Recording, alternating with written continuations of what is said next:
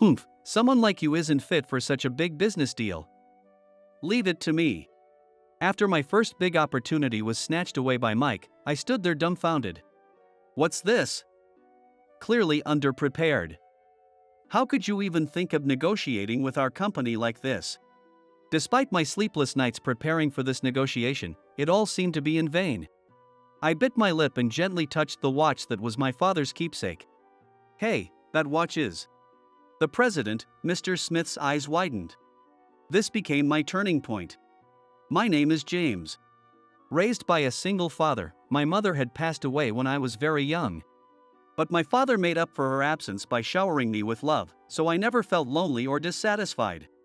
I had only seen my mother in photographs, but my father always spoke of her as truly kind and loving. She died from an illness when I was just 2 years old. The woman in the photographs was strikingly beautiful, and my father always seemed a bit sad yet fond when he talked about her. My father was incredibly capable, never missing a school event and always cooking simple yet delicious meals every day. He was a man of few words but always watched over me and respected what I wanted to do. Father, I want to try this. At that, he would agree in a heartbeat and let me take on various activities. Swimming, baseball, piano, languages. I really got to try it all. Looking back, I realize how fortunate I was. We were neither wealthy nor poor. We lived a life without luxuries but also without wants, thanks to my father. While I was at school, he appeared to go to work, but he mainly worked from home to spare me the loneliness. Sitting next to him in the living room and doing my homework as he worked, I felt grown up. It was nothing more than imitating my working father, but it made me sit up straight, feeling like we were in it together. My father would smile and work while watching me. I loved these moments after dinner. James, never forget your manners. He would often say. Manners will definitely save you one day. Always be courteous, no matter whom you're dealing with. This was something he emphasized time and again, and indeed, he was always gentle and polite with everyone. His circle was always full of smiles, and people were eager to help him, and I received much help from those around us as well. My father was the coolest adult I knew, full of manly virtue, and I idolized him. Seeing me trying to emulate him, my father would blush and say, I'm not that great. But having my son look up to me is the ultimate reward as a father. Thanks for making me into a respectable father. Your mother in heaven must be looking at us with envy, he added. There was only one time my father hit me. In elementary school, a classmate mocked me for being from a single-parent home and insulted my father as well. Angered, I retaliated against the classmate. When my teacher told my father, he slapped me hard across the face. Tears brimming in his eyes. It was the first and last time I saw my father cry or hit me. Seeing me, Mrs. Miller hurriedly intervened. James loves you very much and just lost his temper because his friend made fun of you. I've already settled things with the other child's parents. Is that so? You were defending me. But listen, James, never do this again. Understand, my father firmly cautioned me. Then apologized deeply to Mrs. Miller and the other parents and silently led me away by the hand. I still remember that day. On the way home, my father gripped my hand painfully tight and said softly, James, I'm sorry. Not having your mother must have made things hard for you. I always saw my father as a towering figure, but on that day, he seemed a bit smaller. And I vowed never to retaliate against any injustices from then on.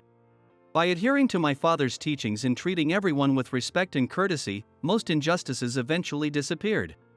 Indeed, by being courteous, my reputation among seniors and teachers improved, and things began to work in my favor. I started to understand why there were always smiles around my father and why everyone was willing to help us. James is such a hard worker and always tries his best, which makes us want to support him, my teachers and seniors would say, helping me to have a pleasant life as a middle school student. During the summer break, just as I was about to enter high school, my father passed away. It was a traffic accident on the way home. Despite having seen him off as usual that morning, I didn't know what to do when my father returned home in such a changed state. Suddenly, I felt as if I was left alone in the world. Everything before me went dark. The only thing left in my hands was the watch my father always wore with care. James, this is a one-of-a-kind watch given to me by a comrade in arms, he had said.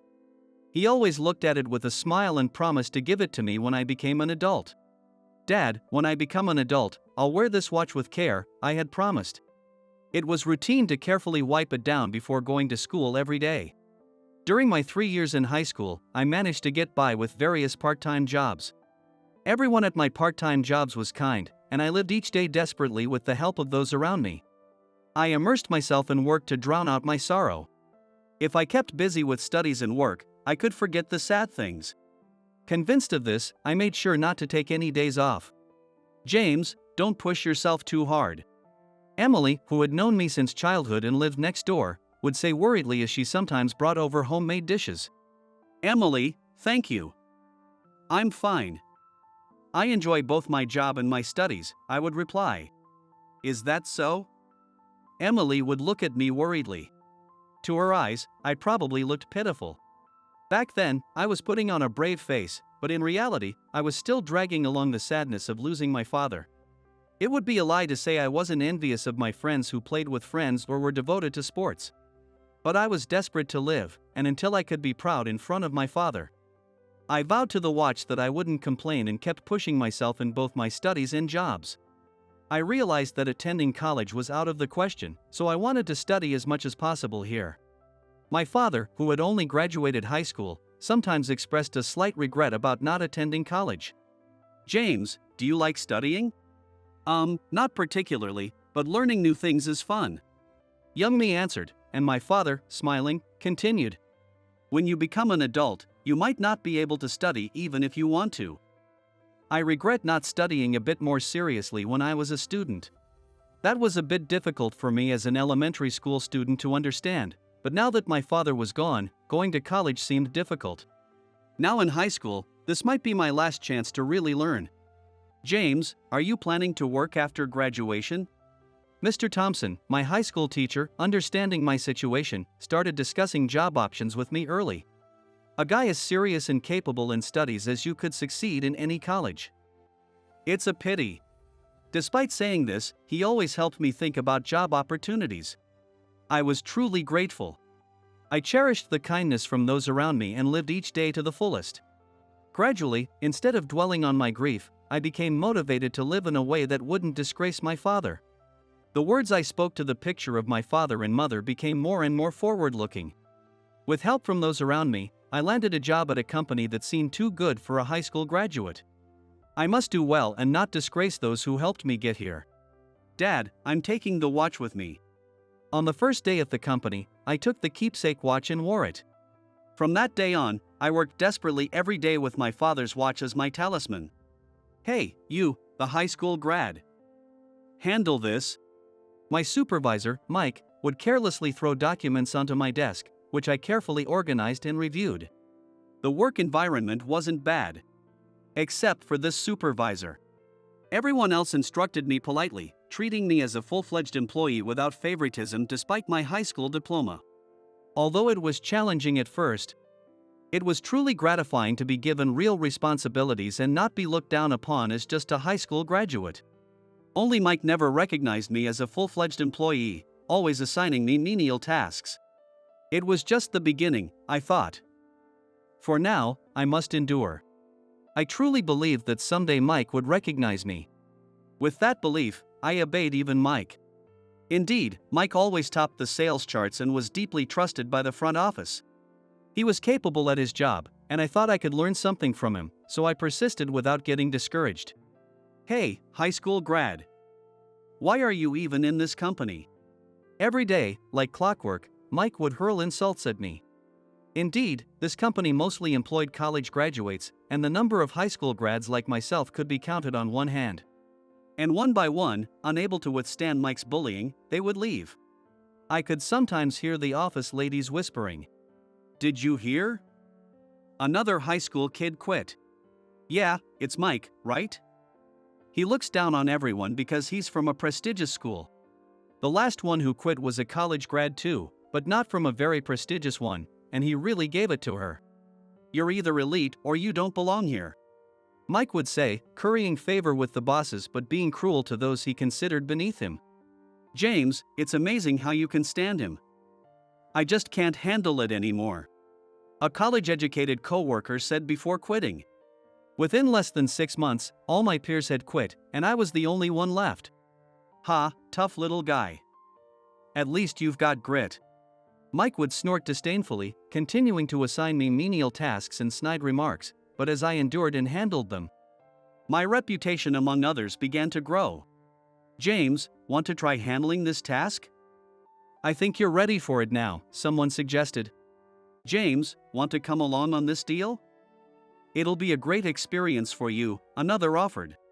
Gradually, I was entrusted with bigger responsibilities and allowed to accompany on major negotiations, getting direct exposure and learning opportunities. However, somehow I always ended up being replaced midway through these tasks. At first, I thought it was due to my own inadequacies and seriously reflected on what might have gone wrong. But as Mike frequently ended up taking over, I began to feel something was off. Surely not. The unpleasant thought crossed my mind, but there was no proof. It could just be a coincidence. Perhaps I truly was lacking, and Mike was just cleaning up after me. I shook my head, dismissing the troubling thoughts. Indeed, Mike was unpleasant. But blaming my shortcomings on others wouldn't help me grow. I continued to focus on self-improvement with a positive attitude. I motivated myself with the goal of someday handling an entire negotiation on my own from start to finish. James, this is a crucial deal for the company. Can I entrust it to you?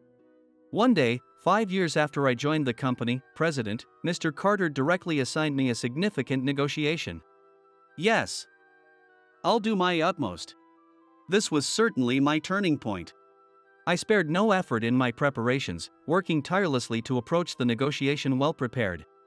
I communicated thoroughly with the sales representative, ensuring the materials were clear and comprehensive to avoid any oversights. Wow, James.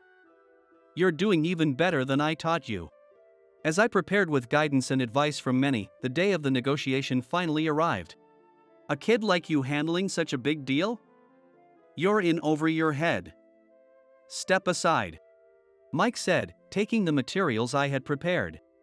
Then he reported to Mr. Carter, I'm concerned about relying solely on him, so I'll accompany him. And it was decided that Mike would join the negotiation. This gave me an uneasy feeling. The unpleasant scenario that had once crossed my mind was about to become reality. On the day of the negotiation, Mike and I headed to the meeting in a taxi together.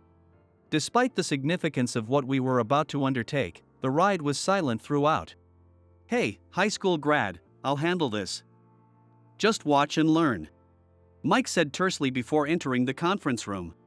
Inside, the president, Mr. Smith, was waiting. As the negotiation progressed, Mike took charge of the conversation. However, he began deviating from the materials, and the discussion became disjointed, never quite coming together. The conversation veered off in directions I hadn't intended, and I didn't get a chance to speak at all. Seeing the increasingly grim expressions of the people from the client company, I clenched my jaw in frustration. It felt as though all my efforts had been wasted, leaving me feeling helpless. Driven by his panic at the disarray, Mike's discourse strayed further from the core issues. Amidst deep sighs and bored tapping on the table, Mike's verbose talking turned him into a virtual jester. Really, what is this? It seems this negotiation was a waste of time. Mr. Smith finally expressed his frustration. I'm terribly sorry. In the ensuing silence, I instinctively apologized. I thought the documents were well prepared and clear, what a pity. He sighed deeply, glancing my way momentarily. Mr. Smith looked at my watch and exclaimed, HM. You? James, was it? Where is that watch from? Pointing to my watch with trembling hands, he asked. Yes, my name is James. This watch was a keepsake from my father. Could it be your father was David? Yes, my father was David. Did you know him? After a moment of thought, Mr. Smith looked intently into my face again, as if seeing it anew, and said, I see. Ah, James. You're David's son? I apologize if I'm mistaken, but did you prepare these documents? Yes, I replied. In that case, could you give the presentation from your perspective once more? While somewhat bewildered, I remembered the story of my father's watch, a unique treasure given by a comrade. I was shaken. But I had been given another chance. Mike sat next to me, his face ashen. Taking a deep breath, I delivered the presentation as practiced. It went well, I believe. I engaged sincerely with the client who listened intently. The Q&A session was efficient and thorough. As I concluded the presentation filled with a sense of achievement, Mike clicked his tongue softly, looking at me with displeasure. Mr. Smith approached with applause, extending his hand for a handshake. Well done, you put together a solid presentation. Thank you very much. I shook hands with Mr. Smith, and we successfully sealed the deal. You seem to work much like your father did. He continued, sharing a bit about my father. It's hard to believe now, but my company once struggled financially. Your father, David, saved us during that crisis. He was truly my right-hand man, tirelessly dedicated to the company. Even after he started his own business, we remained good friends and business partners. He even had this unique watch made especially. My father always cherished this watch, saying it was a unique treasure given by a comrade, I explained. Is that so? David said that. Mr. Smith held back tears. We truly lost a great man. A brief silence enveloped us. Let's have dinner together sometime soon, he suggested, and with that, we left his company. Upon returning to our company, I learned that Mike had already reported to Mr. Carter. It's good I was there. I managed to secure the deal. It seems he is still not quite ready to handle such responsibilities alone. I will take over this project. I couldn't believe my ears. Mr. Carter also said, if that's the case, let's leave it to Mike. You really did well. The uneasy feeling I had experienced wasn't just my imagination.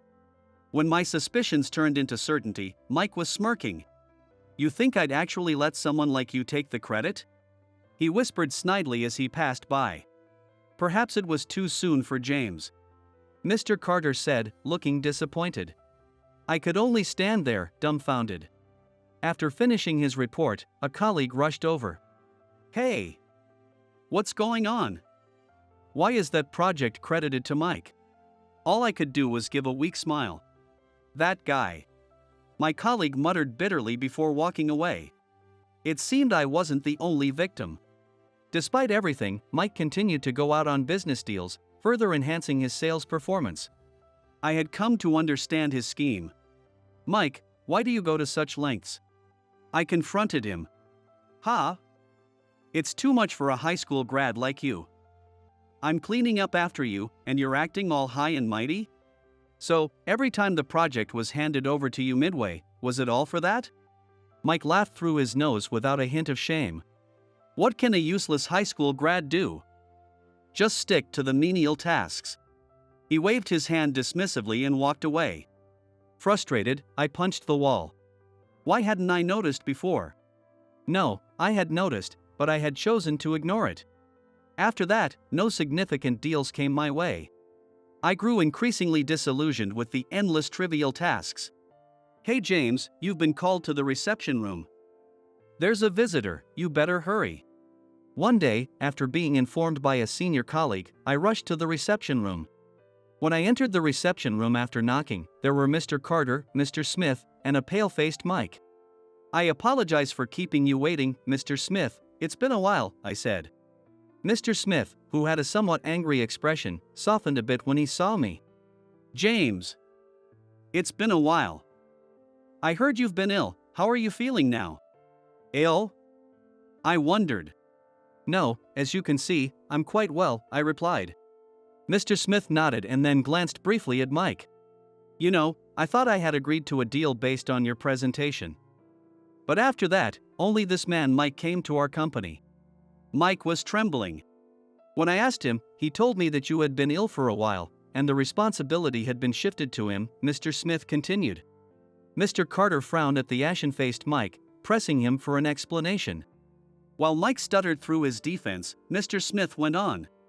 If he is to continue to be in charge of the deal, I must say I cannot trust him, and would like to consider this deal void. Mr. Carter apologized profusely and instructed his secretary to review all of Mike's projects. Mr. Smith, if you would permit me, could you possibly continue the deal with me as the responsible party? I asked boldly. Mr. Smith nodded approvingly. I am strict. I'm expecting a lot from your work, he said before leaving. Subsequently, an internal investigation brought all of Mike's credit stealing to light. As expected, other young employees had also been victims of Mike's credit stealing, and in some egregious cases. He hadn't even attended any meetings yet had altered documents to replace names with his own. Damn, why did that old fool have to meddle? And don't get too comfortable, you only got that deal through connections. Mike spat bitterly, his face flushed with anger, as he was relegated to a subsidiary on a remote island. Due to the small size of the island, the reason for his demotion had quickly spread, and he was evidently feeling very constricted. Well done, James. It really was right to have you in charge, said Mr. Smith, with whom I had multiple meetings and dinners, earning his full trust. After numerous meetings and dinners with Mr. Smith, I earned his complete trust. Our mutual efforts led to improved business performance and even new deals introduced by Mr. Smith. Thank you always. About that matter you introduced last time. Now, he was like a second father to me, and I often sought his advice over meals. After the incident, Mr. Carter apologized, saying, I was so blinded by my trust in Mike that I neglected other employees. How shameful. I am truly sorry. This led to a re-evaluation of all employees, making the workplace more conducive than ever.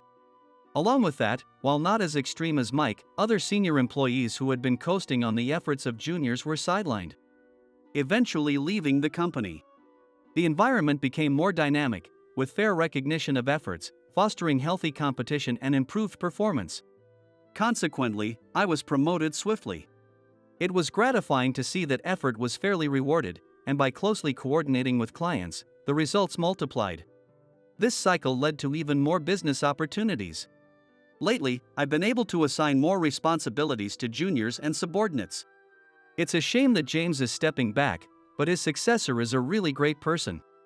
Recently, I've been hearing this more often and have found joy in personnel development. However, I remain to be in charge of Mr. Smith's company. Thank you for taking your time despite your busy schedule. I shared a laugh with him, because you are my benefactor in origin, but perhaps I should pass it on for the sake of my juniors.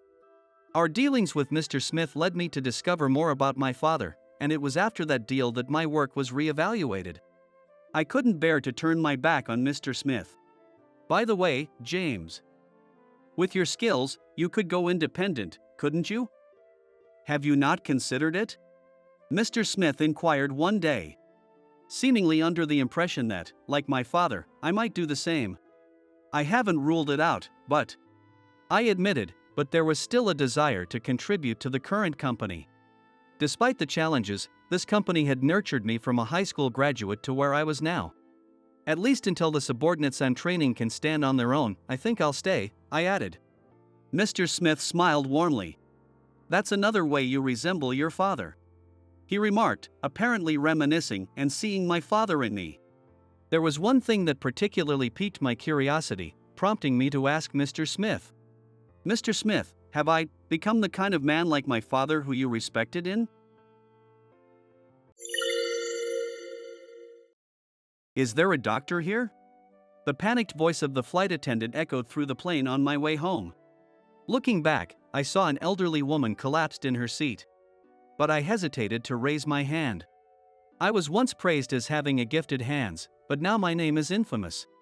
Maybe someone like me, exiled from the medical community, doesn't deserve to help. Just then, a middle-aged man declared, I'm a doctor, and approached her. Relieved, I watched, but his incorrect treatment made me panic. I reluctantly said, well, I'm a doctor, too, and stepped in. When I grow up, I want to marry a doctor. My childhood friend said this when we were in elementary school. Why a doctor? My mom says if we marry a doctor, we'll be set for life. Back then, I didn't know what set for life meant, but I thought that if I became a doctor, I'd marry her. I decided to become a doctor. And at that moment, I'd confess my feelings to her. So, I started studying hard to get into medical school. But suddenly I, who didn't have particularly good grades, declared that I wanted to become a doctor. People around me were astounded and said, don't joke around. Even my parents, instead of being supportive or happy, patiently tried to dissuade me. They talked about how difficult it was to become a doctor and that it was an arduous path, even with extraordinary effort and intellect. But I ignored them and continued studying with all my might. Of course, the days were sometimes tough, full of study. But I didn't dislike learning, and the motivation to marry my first love was strong. Failure wasn't an option for me. In the end, my efforts paid off, and I got into one of America's top medical schools right after my high school. This shocked my parents and relatives. Well, I always knew you could do it. Some uncles would say that, but I don't really care. Celebrated by those around me, I took this opportunity to move to New York and started living alone. Looking back after becoming a doctor, my reason for pursuing it was simple, but the profession suited me. As soon as I began working as a resident, I demonstrated my talent. Appropriate treatment, surgical skills, and calm judgment were my strengths. I became respected not only by my peers but also by professors and other doctors. After my residency, I found particular fulfillment in treating critical patients in surgery and chose to specialize in that field. "Tom, Mr. Johnson is calling for you." Sandra, a nurse, peeked her head through the exam room door. Her words snapped me awake. I must have dozed off during a quick break. "Director, Mr. Johnson was calling at a time like this." Tom, what kind of dream were you having?" Familiar Sandra teased me, implying she knew I'd been napping. Busted. It was a childhood dream. I wanted to be a doctor to impress my first crush. "Oh really? How sweet of you, Tom." "So, what happened to her?" "She's already married to another guy. The childhood friend who inspired me to become a doctor ultimately married someone else, and I never even got to date her. I had planned to propose after becoming a doctor, but a few years after graduating from college, I got an invitation to her wedding. So, without even confessing my feeling, I was left heartbroken. Unfortunately, even with my skills, I couldn't heal my broken heart." "Oh, Tom. I'm sure you could marry any woman you wanted now." "Don't worry, I'm already married to my work." I quipped as I left the exam room and headed to the director's office. I could manage heartbreak. Also, I was already captivated by the interest of medicine at the time. I found fulfillment in saving lives and being appreciated. I intended to dedicate my life to this work. Over the years, my skills improved further, and within a few years, I surpassed the senior doctors who were a decade older. And now, at 37. My name is widely known, and I'm hailed as a brilliant neurosurgeon. I've gained such fame that I've been given the slightly embarrassing nickname "Gifted Hands" on online hospital review sites. In recent years, reviews and word of mouth have brought patients flocking from all over the country. The patient I saw earlier had just undergone major surgery last week, and the recovery was going well. "If you hadn't operated on me, I don't know what would have happened. You are truly a genius, as the rumors say. A gifted hands." He cried while saying this, which made me happy to see him recover, but comforting him was quite a task. Because of that, I felt a little tired today, but I couldn't ignore a call from Mr. Johnson, whom I greatly respected. He is a fair and upright person, and I hold him in the highest regard. Despite my relative youth as a doctor, he acknowledged my abilities and promoted me. He even promised me the position of the next director. Walking down the corridor, I passed a nurse. "Ah, Emily." Emily, a young nurse, flinched. "This is good timing." About the patient in room 101 in their IV. As I gave her instructions, I noticed something was off. She avoided eye contact, and unusual, dull golden earrings dangled from her ears. After listening to my instructions, she left hastily without meeting my gaze once. Does she dislike me? I muttered to myself in response to her curt attitude. As a rising star, I wasn't well liked by some senior doctors I'd surpassed in rank. In particular, Mr. Johnson's son, Nick, and his associates resented me deeply. Despite relying on his position as the director's son without honing his skills, the fact that I was chosen as the next director over him seemed to have stirred jealousy. Even so, I thought I'd built good relationships with most of the nurses, even if a few doctors disliked me. I only had work-related conversations with Emily, so I couldn't recall doing anything to earn her disdain. Still thinking about her, I made my way to the director's office. As soon as I entered, I sensed the strange atmosphere. In the spacious room were Mr. Johnson in his chair and his son Nick standing beside him, arms crossed. The moment I walked in, Nick's accusing gaze pierced through me. "Excuse me." A faint voice came from behind. Turning around, I saw that it was Emily, who I'd just met. She looked as pale as a prisoner being led to the gallows. "Is something wrong?" I looked at her before asking Mr. Johnson directly. Mr. Johnson wore a somber expression and was about to say something when Nick raised his voice. "Something wrong? You feign ignorance. The evidence is right here." "What? Me? What for?" I was completely clueless. "Look at this." Nick grabbed a stack of papers from Mr. Johnson's desk and threw it at me. There was no way I could catch it all at once, and the documents scattered across the floor. "Nick!" Mr. Johnson reprimanded Nick, but his voice lacked its usual force. Resigned, I knelt down and picked up one of the scattered documents. I noticed scattered x-rays and what looked like prescription forms on the floor. The document I picked up was a medical record, essentially a printed electronic chart. The patient's name, Kevin White, sounded familiar. I recalled it from an internal meeting. This patient had died before undergoing surgery. It was supposed to be a simple case, but he met an untimely death. I remember thinking that if I'd been the surgeon, I could have saved him. But my eyes were drawn to the attending physicians section on the chart. My name was there. "Today, we received a complaint from that patient's granddaughter, from his family," Nick said haughtily. "You tampered with the medication.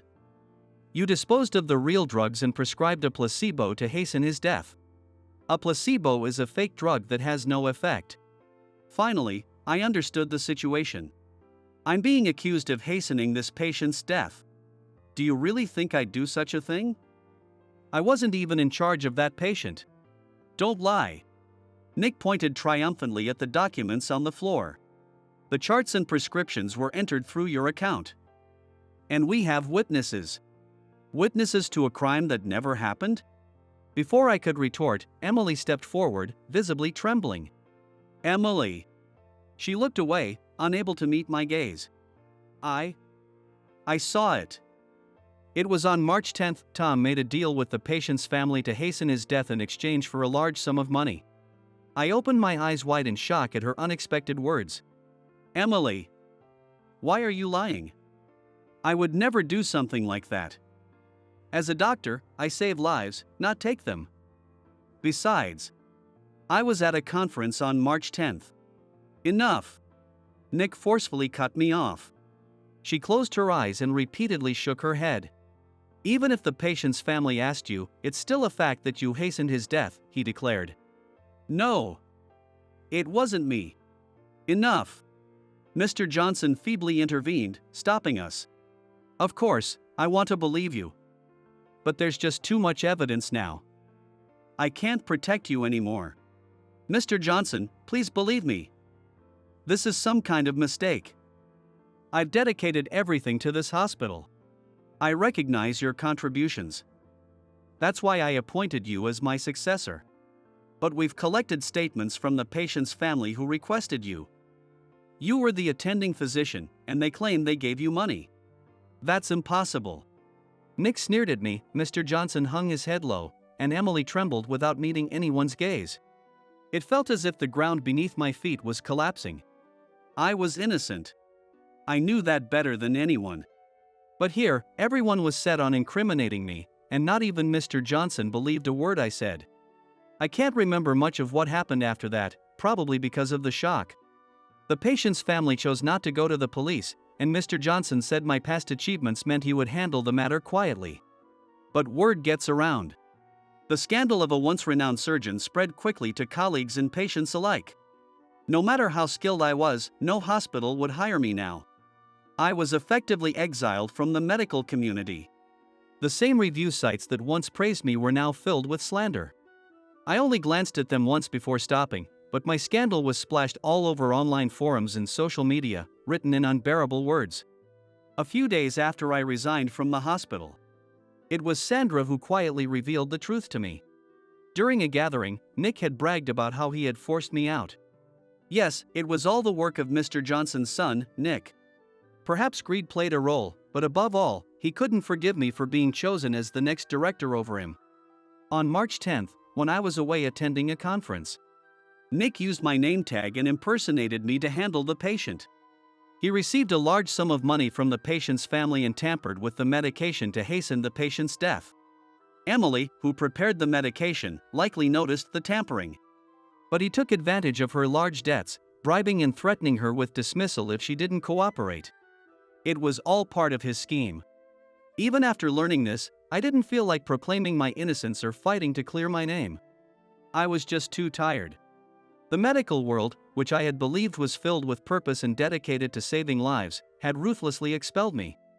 Despite my lifelong contributions, over a trivial conspiracy. Even those I trusted abandoned me. I no longer had the energy left to fight.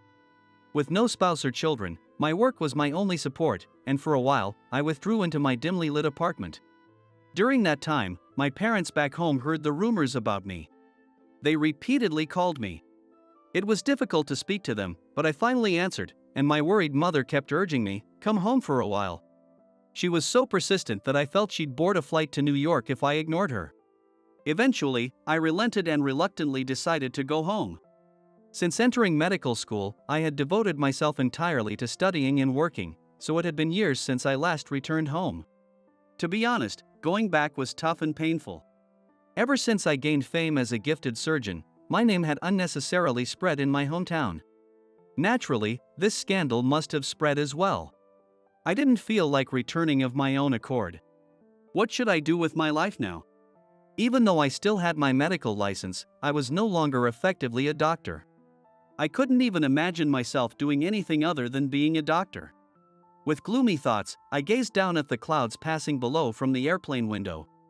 "Ah! Grandma, please stay with us." Suddenly, a girl's shriek pierced the air from behind me. The cry was so distressing that I sat up from my seat and instinctively turned around. What happened? A young flight attendant nearby rushed over. Behind me was a girl with an elderly woman, who appeared to be limp and slumped in her seat. It was clear she wasn't simply asleep. "Is there a doctor here?" The flight attendant's pale face filled with fear as she wandered through the seats, calling out. She was probably new to the job. Though she looked attractive, her expression was on the verge of tears, visibly panicking. Should I step up? But I'm not a doctor anymore. Yes, I'm a doctor. Suddenly, a middle-aged man seated across from me raised his hand and stood up. By chance, another doctor happened to be on board. Relieved, I sat back in my chair. "I've always wanted to do this," he said, incongruously cheerful as he walked excitedly toward the seat behind me. Now I wouldn't need to intervene. Though reassured, I couldn't help but glance back, just in case. My grandma suddenly started struggling. The girl explained nervously. He inspected the patient with a calm demeanor. "Looks like she choked on her in-flight meal. We can handle this with some force," he said as he lifted the elderly woman from behind and repeatedly slapped her back. The girl watched anxiously, but the woman remained unresponsive. "That's odd. How about this?" he muttered, beginning to show signs of panic. He wrapped his arms around the elderly woman from behind and placed his fist near her diaphragm. It was the Heimlich maneuver, but his positioning was off. If he continued like this, I couldn't hold back. I unbuckled my seatbelt and stood up. "No! You'll break her ribs!" I shouted. My sudden outburst made the doctor, the girl, and the flight attendant freeze. I rushed over to her to check on her condition. She had a pulse but seemed unconscious. The Heimlich maneuver wouldn't work here. I glanced at the flight attendant, who seemed on the verge of panic. Clutching the elderly woman's hand, she looked at me with a tearful expression. "I'm also a doctor. Could you lend me a pen and some antiseptic?" I asked her slowly and calmly, trying to ease her anxiety. I caught a glimpse of her name tag under her scarf. It read Maggie. Yes. She immediately stood up and returned with a pen and a spray bottle of antiseptic. I took apart the pen, removed the ink refill, and carefully bent it to create a sharp, clear tube. I thoroughly disinfected the sharpened end with antiseptic. "What are you going to do with that?" she asked, bewildered. I suspect she has pneumothorax. She can't breathe on her own. Pneumothorax is when air leaks from the lungs. We'd need an X-ray to confirm it, but making her vomit wouldn't help. So, this will manually secure her airway. I doubt anyone around fully understood my explanation. I gripped the tube tightly and carefully located the airway position. Then, with all my strength, I swung my arm down and plunged the tube into her chest. There was a tense silence as everyone held their breath. I was confident I'd inserted it correctly, but even for me, this was the first time using such makeshift tools. As long as she can breathe now, she should be fine, I assured.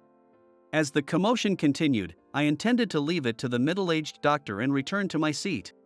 But then, "Why, you're the one from that time," the girl shouted. "You're trying to let Grandma die too, just like Grandpa." Her words made me realize who she was, and I froze. I tried to avert my gaze, but she yelled, "You can't deny it anymore," and grabbed my arm with all her strength. Eyes filled with hatred and a determination not to let me escape glared at me. No doubt about it. She must be the granddaughter of the patient who died in that hospital incident. Although we had never met directly, the incident had caused quite a stir. It wouldn't be surprising if she recognized my face from the internet. To her, I am not even a doctor. I am the hated enemy who let her grandfather die. Yet, the tense silence was broken by a faint sound of breathing, a soft whoosh. "Ah, we're out of the woods now," the middle-aged doctor said with relief. In front of him, her chest rose and fell gently as she began to breathe again. "Thank you, young man. You've got real skill, like a miracle worker." He seemed to realize he'd misdiagnosed the situation and sheepishly thanked me. The girl still looked unconvinced, but she reluctantly let go of my arm and checked on her grandmother. "This is just first aid. She needs to be taken to a hospital immediately," I said. As soon as Maggie heard this, she dashed off. Moments later, an announcement rang out through the cabin. "Due to a medical emergency on board, this flight will be making an emergency landing at the nearest airport." She must have promptly spoken to the captain and arranged the landing. Despite her inexperience, she acted swiftly. Although her constant hand-holding showed she was a bit uncertain as a flight attendant, she seemed kind-hearted. Maggie returned after the announcement. "Thank you so much. Because of you, her life was saved." Now more composed, she smiled and thanked me warmly. "I only did what I could," I replied. "We'll land at the airport soon and transfer the passenger to a hospital." "Yes, we should hurry.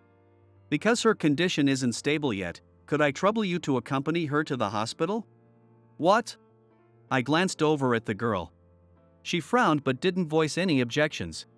"Yes." Now that I'd begun treatment, I felt responsible. Though hesitant, I agreed to go to the hospital. The plane made its emergency landing, dropping off just the girl, her grandmother, and me before resuming its original flight path. We headed directly to the hospital in an ambulance that Maggie had arranged. In the ambulance, the girl remained silent, occasionally glancing at me but saying nothing. Once at the hospital, I explained the situation to the doctors. The elderly woman underwent an emergency surgery. The operation was successful. I watched from a distance as the girl clung to her conscious grandmother, sobbing with relief. Seeing her cry and talk to her grandmother was a stark contrast to how fiercely she'd confronted me on the plane. Now, she seemed like any ordinary girl. Having lost her grandfather under suspicious circumstances, her stubborn attitude was understandable. "I'm glad I could help." I thought so to myself.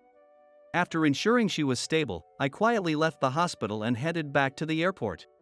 But there, to my surprise, was Maggie waiting for me. She had changed out of her flight attendant uniform into a casual dress. With her hair down, she looked much softer. "Thank you so much for everything," she said politely, and I found myself flustered by her gratitude. "My name is Maggie. I can't thank you enough for saving that passenger." "I really just did what anyone would do," I replied. She told me she'd booked the next flight for me, so I accepted gratefully. In her private clothes, she was cheerful and talkative. She openly praised my quick actions as amazing and admirable, making me feel good. When I commended her for arranging the emergency landing, she blushed deeply. As we chatted while waiting for the flight, we quickly became friends. "Let's have a meal sometime," I said as we exchanged contact information before parting ways. Although my return trip was a bit delayed, I safely made it home, thanks to the flight she booked. After leaving New York with a gloomy heart, I now felt surprisingly refreshed. I got off the plane at the local airport and went straight to my parents' home. My mother, who had been worried, seemed reassured by my unexpectedly bright demeanor. "You sounded like you were on your last legs over the phone, but you look healthier than I expected," she said with a laugh. After catching up with my parents, I enjoyed a calm, unhurried time with them. Here's what I learned later. A few days after I left the hospital, Nora White, the elderly woman I had helped, was able to sit up. Her attending doctor had told her, "You're lucky there was a talented doctor on that flight." Is that so? Then, I should properly thank him, Nora said, asking her granddaughter Lynn about me. Naturally, Lynn couldn't answer where I was. "I don't know where he went. But, he's the one who let Grandpa die," she spat. "Would such a man desperately try to save me?" Nora asked, and Lynn fell silent. After directly encountering me, Lynn also began to harbor doubts. "Besides, he's a brilliant doctor who managed to handle that emergency." "I don't know, but Grandpa didn't die of natural causes, right? Something's definitely off." Lynn couldn't easily accept me, the person she'd long resented as her grandfather's enemy. It seems like there's more to this story. Being the wife of a wealthy magnate, Nora was both clever and shrewd. While I was enjoying a brief period of peace at home, it seems that Nora was discharged from the hospital and immediately began searching for my whereabouts. She contacted the airline and verified the situation again with Maggie, and using the financial power of the White family, she managed to locate me, who was well known through the media. I decided to stay with my parents for a while, tired after losing my job. But after spending years working day and night, I felt restless when not working, even at home. So I asked my parents if I could help with the small and they ran. Compared to being a doctor, it was easier because I could sleep at night. Plus, physical work and chatting with guests served as a refreshing change of pace. A few days after I began helping out. "Hello, is anyone here?" A refined woman's voice came from the entrance. "We didn't have any reservations today, so it must have been a walk-in guest." "Hi, how are you doing?" I opened the door and stood speechless. There stood Nora with a smile, Lynn with a stern face, and Maggie looking troubled. "We finally found you. Could you come with us for a bit?" Nora spoke gently but with an undeniable forcefulness. There was no room to refuse. I was ushered into the luxury car parked at the entrance, and we were soon on the road. "How did you know I was here?" Unable to contain myself in the car, I asked. Nora smiled elegantly. "You're quite well known. Besides, you seem close to her," she said, glancing at Maggie beside me. "Don't blame her for acting on her own. I learned about your situation from her because she was involved at that time." I couldn't help but glance at Maggie, wondering what she had shared. Like a puppy scolded for mischief, she ducked her head. "I'm sorry." She insisted on thanking you, and I couldn't refuse. But I only told her the truth. I let out a small sigh of relief. At least, it seemed like there were no unfounded lies being spread about me this time. As we spoke, the car parked in the lot of a high-end restaurant renowned in the area. The manager and chef even came out to greet us. Although far from New York, the White family seemed to be highly regarded here as well. Naturally, we were shown to a private room. Once inside, overwhelmed by the unfamiliar atmosphere, I was stunned to see guests already waiting. "Mr. Johnson." "Anne?" Mr. Johnson from the hospital where I used to work was there. His son Nick and the nurse Emily were also present. These were the three people who had abandoned and betrayed me. Before I could feel the anger I had tried to forget, the three of them began to apologize profusely. "We're so sorry." "What? What was going on?" As I stood bewildered, Nora began explaining from the side. I know it's presumptuous, but I couldn't stand by and do nothing. According to her explanation, Nora's husband Kevin had been a prominent local landowner and one of the wealthiest people in the region. However, when he was hospitalized with a terminal diagnosis, the relatives who heard about his limited time began squabbling over inheritance. There, a son and his wife, eager to receive their inheritance quickly, approached a young doctor with a timid demeanor, proposing, "Is there a way to hasten the death? We will pay you handsomely for it." At a loss, the young doctor consulted Nick, his senior and Mr. Johnson's son. Nick saw this as an opportunity to bring me down. Seeing an opportunity to bring me down, he told the young doctor, "I'll take it from here," and took over the patient's care. He then used my name tag while I was away to impersonate me, pocketing the money and pinning the entire crime on me. He even accessed my computer to log into the hospital system, fabricating medical charts and prescriptions to make it appear as though I had been Kevin's attending physician. Emily happened to witness the scene by chance. I knew the truth. Tears streamed down Emily's face as she haltingly explained herself. Her attire was modest, and she no longer wore those expensive-looking earrings. I was a compulsive spender and loved branded accessories. It got out of control, and I accumulated a huge amount of debt on my credit card. I tried to pay it off by working night shifts, but it was a vicious cycle of buying more things. I was exhausted and overwhelmed. Desperate to escape my debt, so I took hush money from Nick. Just as I wondered if it was merely an excuse, she raised her tear-streaked face and exclaimed, "But," as she looked at me. "But." When I heard that you had been forced to quit, I felt so guilty. I did something terrible. I know this won't heal the wounds you suffered, but I'll accept punishment. Please, bring Tom back," she said, apologizing to me before pleading with Mr. Johnson. "I'm also sorry," Mr. Johnson began. "You were telling the truth, but I was swayed by fabricated evidence and didn't believe you." He apologized to me as well. "This may be bold of me to ask, but if you'd like, would you return to our hospital? We need your skills." I didn't know what to say. No amount of apologies could erase my tarnished reputation. As I stood silently, Nora quietly interjected, "Your innocence has already been proven. Just stand tall. We'll make a public announcement through the media, and if anyone tries to harm you, we will crush them." I had already witnessed Nora's resourcefulness, wealth, and influence firsthand. Though crush sounded a bit drastic, it was convincing. "But still, why would you go to such lengths for me?" I asked, unable to fully believe it. After all, we weren't close. Why would Nora do this for me? I'd lost faith in people. She gave a gentle, encouraging smile. "Because I'm alive today thanks to you. It would be wrong not to return the favor." I was nearly brought to tears. "Thank you. But please give me a little time to think." I couldn't answer right away. The situation was too overwhelming for me to fully grasp right away. I left the restaurant and returned home in the luxury car. After sharing everything that had happened with my parents and telling them I was leaning toward accepting her offer, they encouraged me with smiles. "You loved being a doctor so much. If that's what you want to do, you should go back to it. That's right. You didn't do anything wrong, so follow your passion." Even with their support, I hadn't fully made up my mind. Nora frequently reached out to me, but I kept postponing my response, coming up with various excuses. One day, I saw my name on a big headline on an online news site as "The Tragic Falsely Accused Genius Surgeon." The article detailed Nick's crimes and the hospital's response. Through that news, I learned that Nora's son and daughter-in-law, Nick, and Emily had been arrested.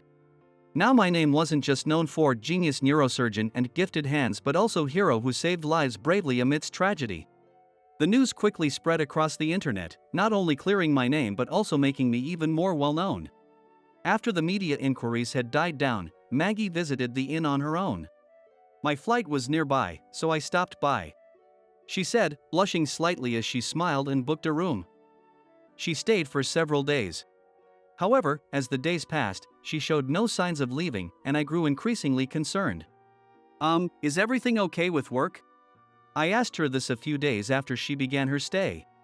It was while I was serving dinner prepared for her. "I'm fine," she replied. "No way. Flight attendants have busy schedules."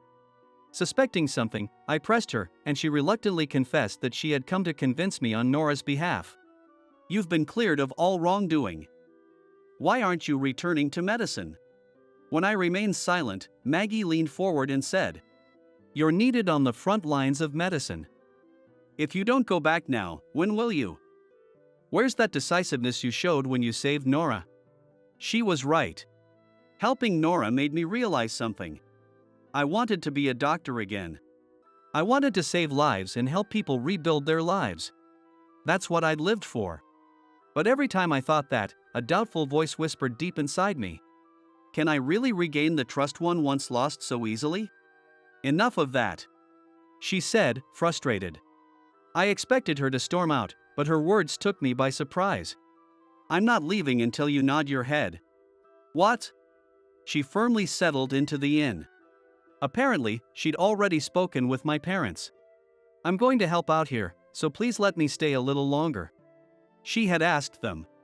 She was young, smart, beautiful, cheerful, and acknowledged my abilities. My parents were completely won over and took a liking to her. My mother was already playing the mother-in-law role. I wish she'd marry into our family, she said, half jokingly, half seriously. Seeing the situation, I finally made up my mind. I'm going back to New York, I announced, and Maggie's face lit up. You're going back to being a doctor? Yes, but I won't return to my previous hospital. I'm planning to open my own clinic. That's wonderful. She smiled. As much as I hated to admit it, she looked truly beautiful when she smiled like that. Can I go back to New York with you? She asked, her eyes sparkling. All I could do was raise my hands in surrender. After returning to New York, as I told Maggie, I established a small clinic. My skills quickly gained a good reputation, and the clinic grew gradually. As the clinic expanded, I found myself short-handed, so I reached out to Emily, who had been released from prison, to work as a nurse. Despite having been coerced into framing me, she had shown the courage to testify, and I wouldn't have been here without her. I wanted to show my gratitude somehow. I still keep in touch with Nora occasionally. When she told me that Lynn was inspired by me and aimed to become a nurse, I felt a little embarrassed. It looks like we'll have a long relationship ahead, Dr. Scott, Nora said, applying pressure, which made me smile wryly. I still kept in contact with Maggie, too. Though our busy schedules and her globetrotting made meeting up after the incident rare.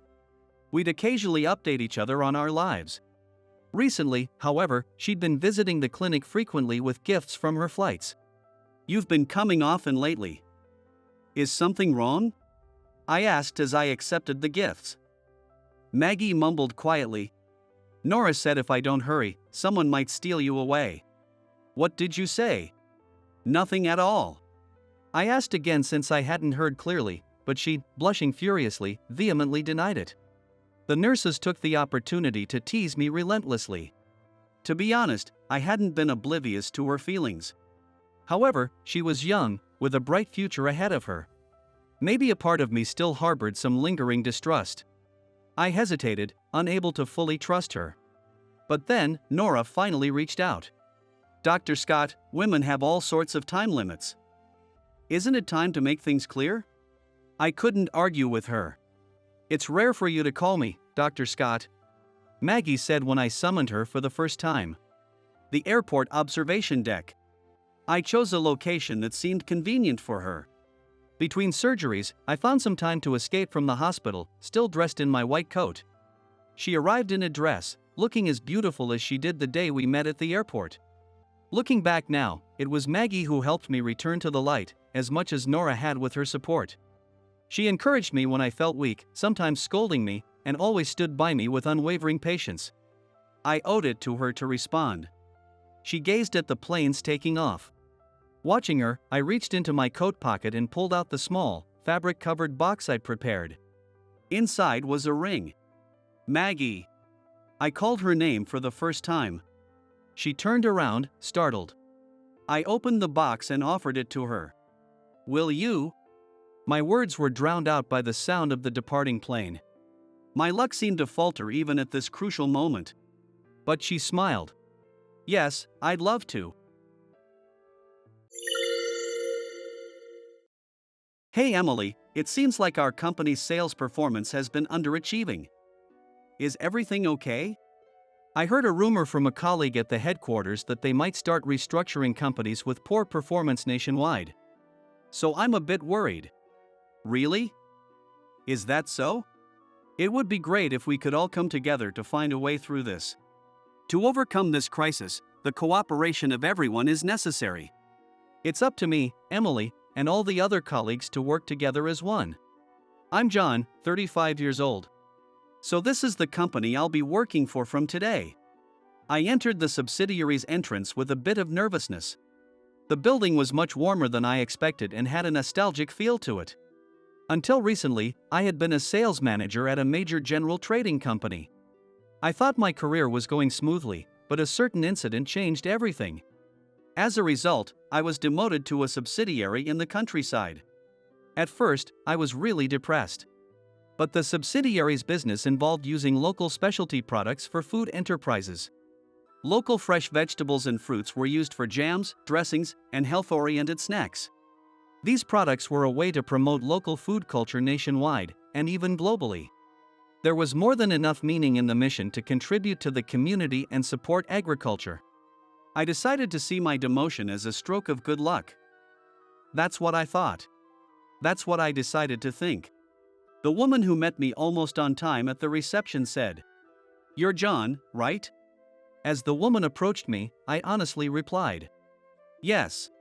She smiled warmly and said, "I'm Emily, and I'll be in the same department as you. Pleased to meet you. Mr. Anderson and Kevin are waiting for you. Please come this way." Her modest makeup made her seem approachable. My first impression of Emily was just that. I had met Mr. Anderson and Kevin online beforehand, but this was the first time meeting them in person. Their impressions were slightly different in person. Mr. Anderson, shorter than I imagined, said, "John, welcome from far away. We have high expectations for your experience. Please work well with us." I felt tense. After a brief greeting with Mr. Anderson and Kevin, Emily showed me around the workplace. In the office-attached processing plant, a part-time woman was working. She naturally called out to someone who seemed to be the part-time leader. "Good morning, Laura." "Oh, Emily, good morning. And who is this with you, a new member?" Laura stopped her work to look at me. I immediately introduced myself. "Hi, I'm John, and I'll be working with you from today." "Nice to meet you." "John, nice to meet you. If you have any questions, just ask Emily, she'll tell you everything. Don't hesitate, okay?" Laura gave Emily a look. "Well, yes, I guess I can handle most things." "Laura." Saying that, the two of them chuckled together. I hadn't noticed it before, but Emily was very charming, smiling with narrowed eyes. Her demeanor was like that of a beloved female announcer who had made it into the Hall of Fame. She continued to guide me around the workplace, and throughout, she kept talking to me, making me forget the anxiety of the new environment. My assignment at the subsidiary was in the administrative department. After being a sales manager, I transitioned to supporting roles in HR, finance, and general affairs. My career has always been centered around customer-facing sales, so I honestly felt lost not knowing how to handle my new duties. The subsidiary is a small to medium-sized business with about 20 full-time employees and 15 part-time workers. Though the number of part-time staff can change depending on how busy we are. Including me, there are 4 people in the administrative department. Kevin, Emily, and one person who recently went on maternity leave. I am filling in for the employee on maternity leave. The roles in HR, finance, and general affairs aren't clearly divided. So I need to learn a bit of everything. I went through the manuals given to me, creating a list of questions to clarify any uncertainties. It felt like I was a new employee all over again. Emily has a girl-next-door charm that's very approachable. While she's not flashy, her smile brings comfort. She readily answered the questions I had compiled, and our conversations often included lighthearted chats. Her soft voice and the thoughtful gestures she occasionally showed were reassuring. From the first time I met her, Emily somehow became a person of interest to me. She kindly spoke to me as I navigated through the unfamiliar environment. "John, if there's anything I can help with, please don't hesitate to ask." Whenever I paused in my tasks, she was proactive in offering support and teaching me the ropes of the job. When I started to get the hang of my job, we received a request from a public agency to check the status of our labor insurance enrollment. It seems to be a task the administrative department handles annually, and it was previously managed by the employee who was now on maternity leave. But Emily had taken it over. One evening, as I was doing overtime on a different task, I glanced over at Emily's desk and realized she was still working too. The way she was focused on the documents was memorable. "Emily, you're still here? Are you okay?" By this time, I had become comfortable enough to speak casually with Emily. "Yes, I'm just gathering some missing data for the labor insurance report. It's my first time handling it, so I'm following the manual."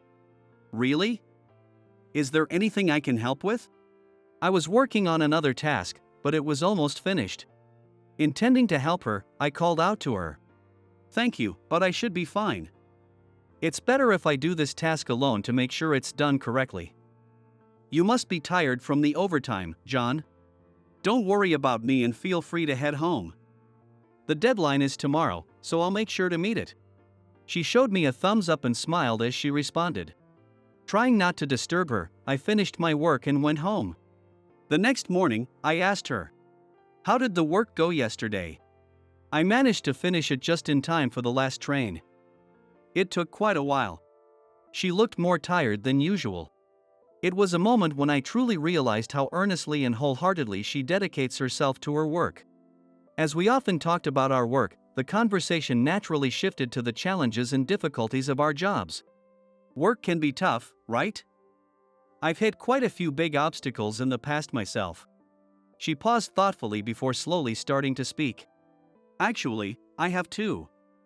I experienced an unexpected failure in a project once." "Really? I thought you always handle your tasks so cautiously. I couldn't imagine you making a big mistake." Her work had always been well prepared and meticulous. While there were minor slip-ups, I couldn't imagine her making any major mistakes. "Of course, it happens. When we were starting a new welfare project, I made a huge estimation error, which delayed the project significantly." "Wow, that must have been tough. Were you okay?" She looked out the window and smiled a bit sadly. "It was really hard at first. I faced severe criticism from stakeholders, and there were times when I lost confidence in myself." She picked up her coffee cup and slowly stirred it as she continued. "But even those failures ultimately became valuable experiences. They taught me the importance of risk management in planning and execution." "That's so like you, Emily. I really admire how you use your failures to improve yourself," I said. Her face brightened up, and I couldn't help but smile too. "Thank you. Everyone makes mistakes, right? What's important is what you learn from them and how you bounce back," she replied. "Yeah, hearing you talk about it, I'm reminded that I need to do my best in this new environment too." "Thanks, Emily." She looked at me with kind eyes and smiled warmly. "You'll be fine, John. Let's keep working hard together." "Thanks," I responded. After Emily shared her past failures, I found myself deep in thought. I needed to make a fresh start here. I needed to have the courage to move forward positively, like Emily. Actually, I've made a similar mistake myself. "I haven't told you why I was transferred here," I confessed. Emily looked into my eyes, listening silently. "I used to lead a project at the parent company, setting up a loan program targeted at domestic SMEs. The aim was to find SMEs that were struggling financially but had potential, and to help them expand their business. The old general trading firm used to import various products from around the world and then sell them globally, but nowadays, with changing times, it's not just about trading but also investing, providing services, and even financing," I explained. "So, it was a project to save companies like ours, right?" "That's impressive, John," Emily responded, showing genuine interest. "But one day, when the project was going well, an unexpected problem occurred." "A problem? What happened?" she asked. I took a deep breath before explaining the issue. "There was a mistake in the allocation of the budget. Because of our error, the companies that were supposed to receive the loans didn't get the funds they needed. Our mistake significantly impacted their business plans. That's why I was demoted," I said. She looked surprised at first but then gave me a warm look. "But it was you who started that project, John. One failure doesn't define everything. You've also built up a lot of effort and achievements." She reassured me. Hearing that from you somehow makes me feel saved. Thank you, Emily. Sharing past failures felt like exposing my vulnerabilities. I might not have talked about it in the past, but I'm glad I talked to Emily about it. I truly felt that way. It would be great if we could continue to take on new challenges together. I want to be there to support you, too, she said, her voice cheerful and encouraging. Just having you by my side gives me enough courage, Emily. Thank you, I replied. That day, I felt like we understood each other better. It was a moment that deepened our relationship further. At some point, a sales report came in from the sales department.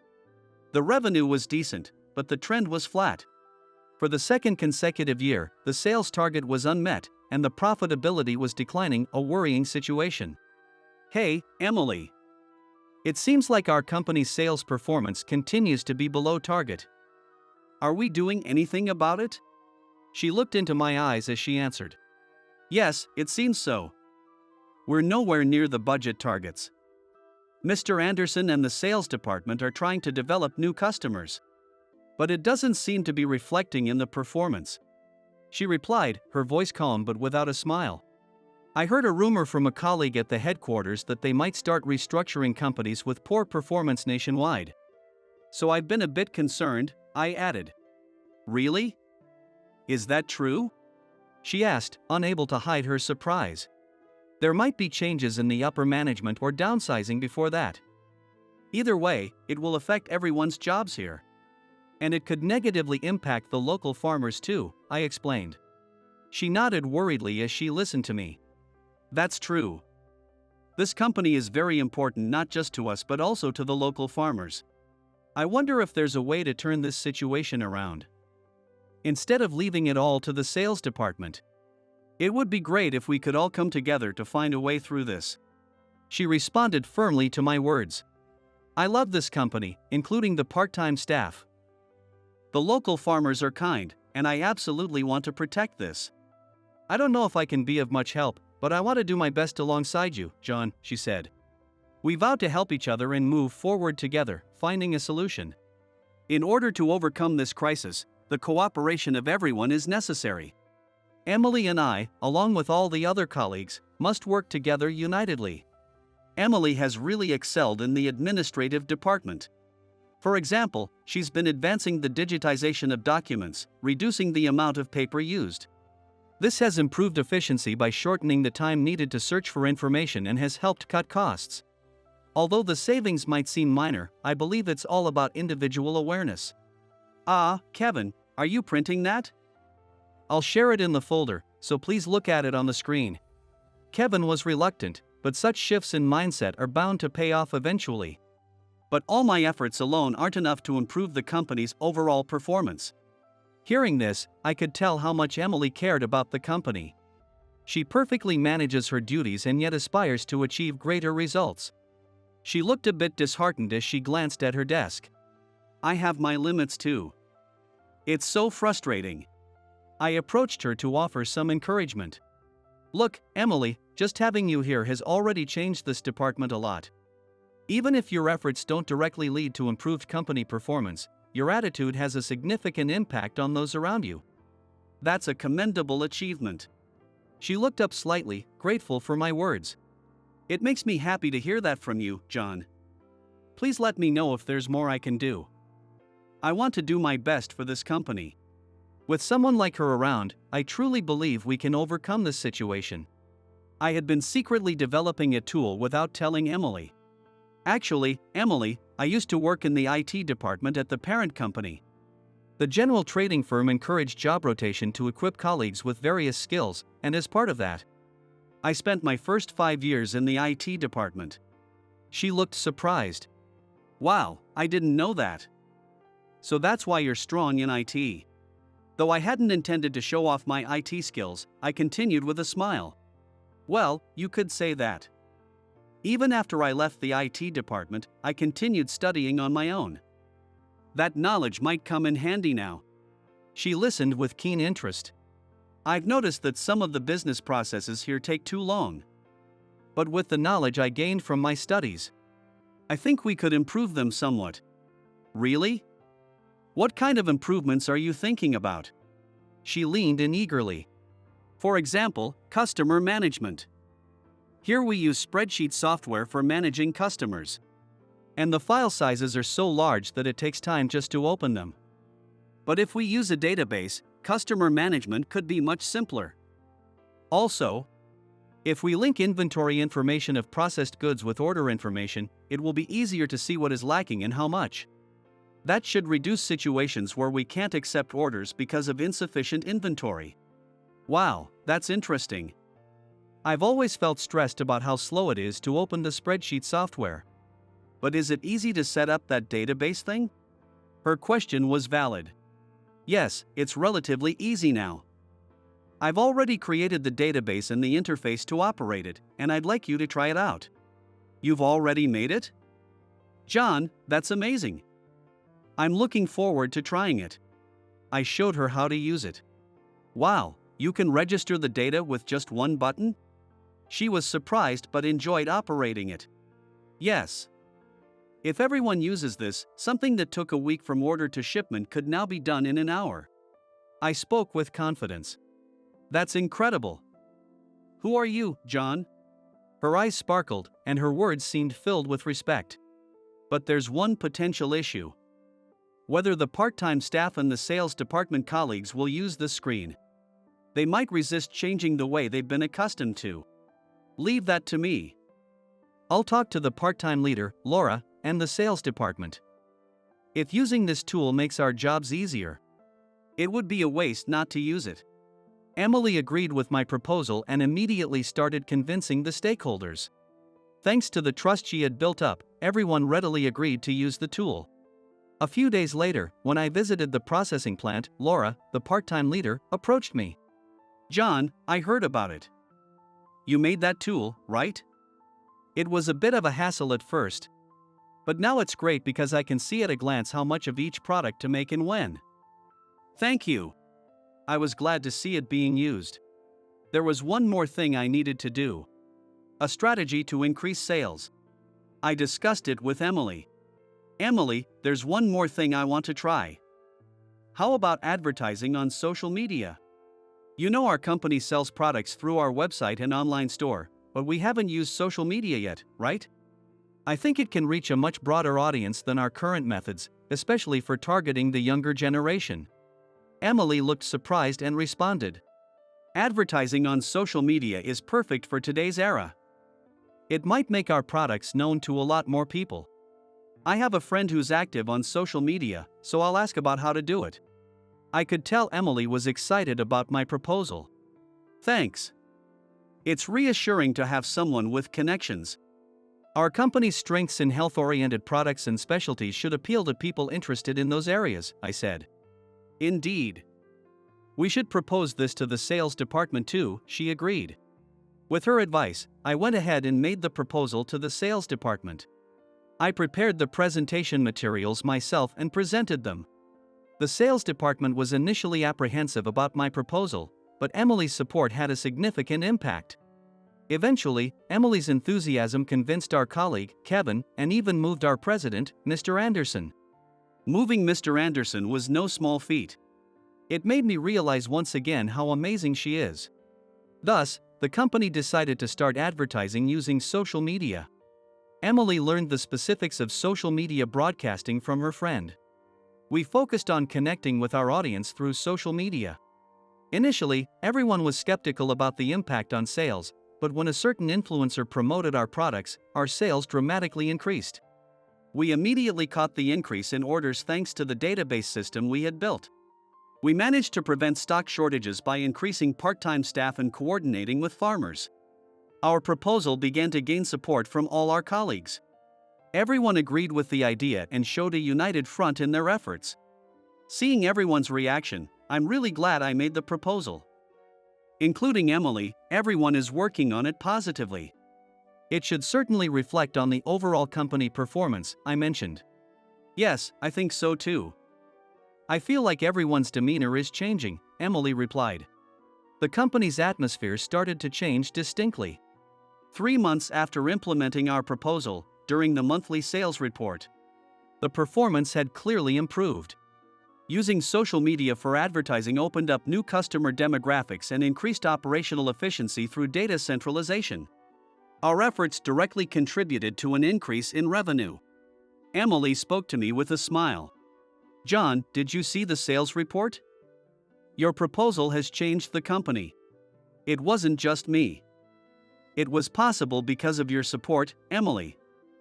I truly believe that, I replied. The successful project not only transformed the company's atmosphere but also gave me new confidence. After recovering from a previous setback, I was now able to look forward to the future with optimism. Without you, John, the company wouldn't have changed this much. I'll continue to work hard and contribute to the company, inspired by you. Emily said. Your attitude is also a great motivation for me, Emily. Let's keep working hard together, I responded. In the following months, profits continued to rise. Looking at the annual revenue, our growth rate was the highest among all the group companies. Everyone's change in mindset led to actively bringing and implementing various ideas and improvements. That was when I received a call from our parent company. John, who was that call from? Emily asked, probably curious about the rare call to me. Oh, it was from a former boss at the parent company. They've heard about our performance improvements and asked if I would come back, I explained. Wow, that's incredible. But what will you do, John? She asked, a bit anxious. I turned it down. The job at the parent company was appealing. But the importance of human connections I've experienced here feels more valuable to me now, I answered. After a moment of surprise, she smiled happily. If that's your decision, John, then it must be the best one. We are also reassured by your presence, she said. The job at the parent company was indeed challenging. However, I find the warm relationships here far more important than the competitive and political maneuvering I experienced there. I truly believe that from the bottom of my heart. I'm truly relieved to hear that. Please continue to work with us, she said with a bright smile. She still has that adorable smile. I chose not to return to the parent company because I want to cherish what we've built here. Because I want to keep seeing Emily's cute smile and her brightness, always. I thought to myself again. That evening, I asked her to meet me alone because I wanted to talk. Emily, actually, there's something important I want to discuss with you. A lot has happened since I came here. But the biggest change for me has been meeting you, I said. Really? I paused before continuing. Because you were here, I could stay positive even after being demoted. It was because of you that I came to love this company and wanted to save it. There have been many challenges I've overcome thanks to you. So, I have a favor to ask, I told her. Emily looked surprised but was staring intently into my eyes. Emily, will you marry me? I want to be with you in the future too. I want to keep seeing your smile. I feel like I can face anything as long as you're with me, I proposed. Tears welled up in her eyes, and for a while, she was lost for words. However, she soon smiled gently. Yes, I'd love to. I can be happy with you, John. I really enjoyed working on improvements with you. And John, you were so cool. I look forward to continuing our journey together, she accepted. At that moment, my heart was completely fulfilled. We looked deeply into each other's eyes, feeling hopeful and happy about the new life that was starting. 2 years had passed since then. Our company continued to improve its performance, and recently, we received a special award for business innovation from the parent company. There have been frequent interviews from the parent company's public relations department. And our management department has been busy handling them. We were surrounded by congratulatory messages. Emily, thank you for today. I never imagined we could have our wedding surrounded by everyone like this, I said. I'm also incredibly happy to be blessed by so many people, she responded. Our wedding was held in the company's garden. Our colleagues and locals gathered there, their warm smiles celebrating our new beginning. The ceremony progressed in a homely atmosphere with handmade decorations and dishes made from local produce. We held hands, renewing our hopes and resolutions for the life ahead. With the warm support of our colleagues and the local community, we believe we can overcome any difficulty. Our wedding was just the beginning. From now on, we will walk through life together, contributing to our company and the local community. With Emily by my side, I can overcome anything. I am certain of that. It seems unlikely that Tom's wife will be able to have children. This is another reason why marrying an older woman isn't advisable. Jason remarked. At 40, I found myself employed at a new company and was directly reported by the department head, Jason. I was shaking with anger and insisted that he retract his statement, but Jason seemed oblivious to his own blunder. Worse yet, at the founding anniversary party, Jason and his wife insulted my wife and me. Oh my! Is this your mother? Wife? I thought she was your mother. Amidst a small crowd that had gathered and fallen silent around us, the president of the company, Mr. Smith, rushed over with a pale face. Oh my, I never expected to meet you here. My name is Tom, and I'm 40 years old. I work as an engineer in medical device services. The company is a leader in the industry. I joined as a skilled employee with prior work experience last year, and it's my first year here. I've resolved to work here for many years, striving daily. In my current workplace, there's a prevailing notion that joining a new workplace at 40 is rather late. From my first day, Jason had looked at me suspiciously. Even if you have engineering experience, coming here at that age, did you make a big mistake at your last job? Or do you plan to leave this one soon too? Perhaps it was understandable for him to think so at the beginning. I had worked as an engineer in other companies until my late 20s, but then I spent years abroad until I was 39 last year. Initially, I went to France on a working holiday where my sister was living after she got married. Then, for about 10 years, I lived in places like Africa and the Middle East, moving every few years as part of Doctors Without Borders. I served as a logistician in Doctors Without Borders.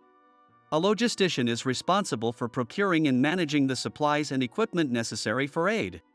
I also coordinated patient transport and ensured the routes for it.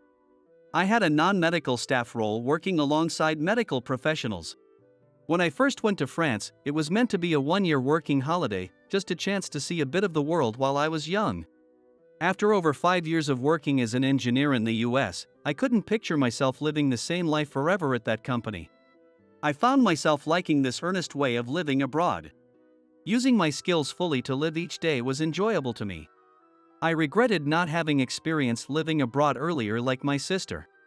My sister moved to France early for her university education, then found a job and got married there. My sister also said this. Tom, like me, you thrive better abroad than just coast along in the US. Why don't you come back after your working holiday ends? I truly felt the same way. So, after a year passed and I briefly returned to the US, I was working part-time while preparing to go back to France. It was then that an enticing job opportunity I found determined the rest of my life. I came across a job posting for Doctors Without Borders. It involved traveling to medically underserved areas worldwide to help people while living among them.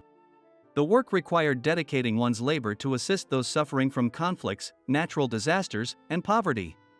Upon researching further, I found that they were hiring electricians, architects, and even engineers for medical device services. All these positions required practical experience. Having experience as an engineer, I filled out the application and submitted it immediately. During the interview, they inquired extensively about my motivation. I want to support healthcare with whatever I can do. I'm eager to use my language skills, physical strength, and determination to help others. I spoke passionately and passed. After that, I registered as a temp staff and participated in domestic training. I spent over 6 months working part-time until I could participate in training abroad. My first assignment was in the Middle East and Africa. In the town I was assigned to, there was a shortage of vaccines for infectious diseases, causing many to become severely ill from conditions that could be easily treated in a hospital in the US. The medical team's mission was to vaccinate all the children in the town center. I was responsible for managing the vaccine transport vehicles and drivers. Just transporting the vaccines was a difficult task in this town. The roads were in terrible condition, and in the scorching heat, it was challenging to manage the temperature of the vaccines. Vaccines that finally arrived safely would be ruined when the town's power supply failed. Interactions with the drivers were also complicated. English alone was not enough, leading to frequent misunderstandings and arguments. However, when we finally completed the mission, I felt a profound sense of happiness.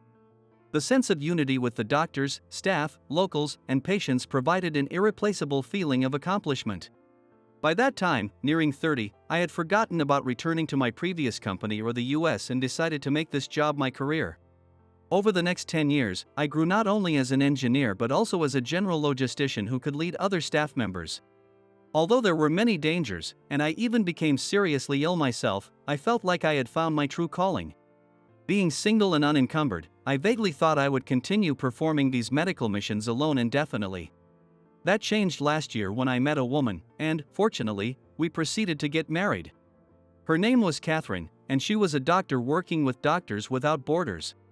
Catherine and I had worked diligently on the same team, and at some point, it became clear that we were attracted to each other. Although Catherine was into me, she avoided discussing anything further. "I'm 10 years older than you, Tom." Indeed, at the time, Catherine was 49, 10 years senior to me at 39. I always felt strange about her words.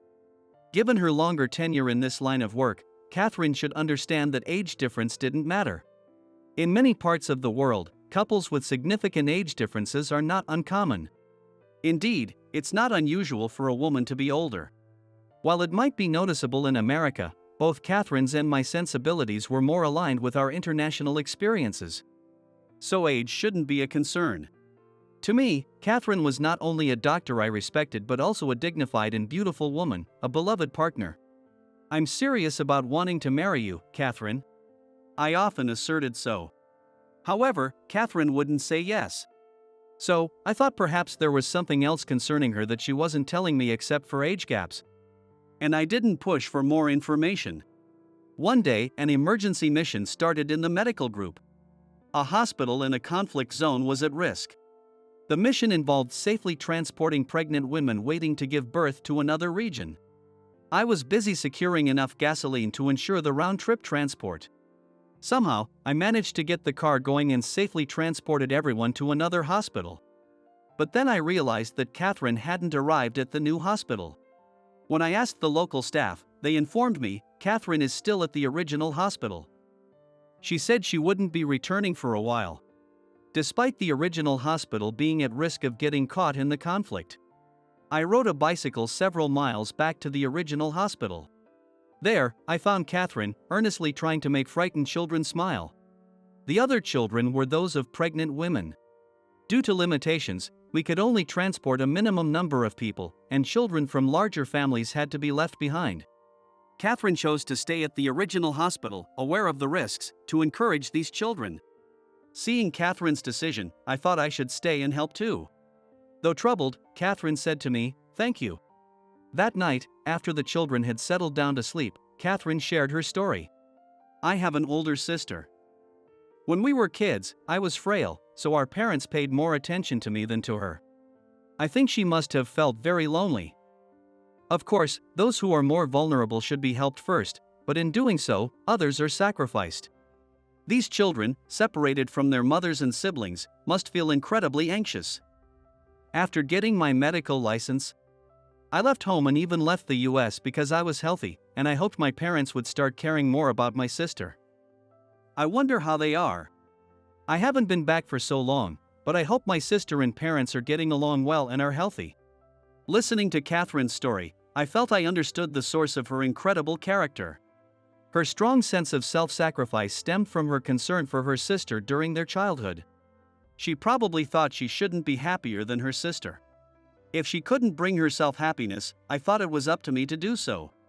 The next day, as a general logistician, I confirmed the budget and devised a way to transport the remaining children to the new hospital, which we managed to accomplish.